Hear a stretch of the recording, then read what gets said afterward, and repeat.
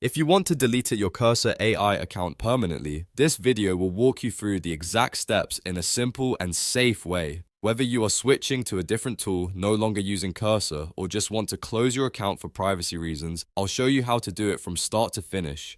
And if this tutorial helps, make sure to hit the like button and subscribe for more easy software guides. Let's get into it. First, open Cursor AI on your computer. Once Cursor is open, look at the bottom left corner of the app and click the gear icon to open Settings. This is where you can manage your account and app preferences.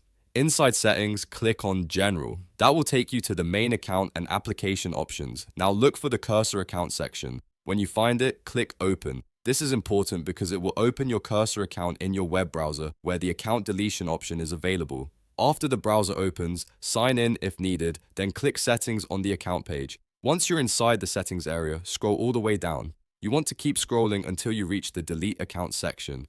This is usually near the bottom, so don't stop too early. When you see Delete Account, click Delete it. Cursor will then ask you to confirm that you really want to proceed. This is your final warning, so make sure you are absolutely sure before continuing. To confirm, type Delete exactly as shown, then click Delete again. Once you do that, your Cursor AI account will be permanently deleted.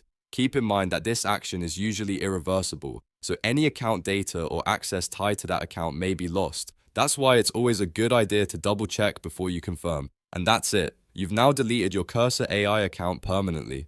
If this video saved you time, please give it a like, subscribe for more step-by-step tutorials, and I'll see you in the next one.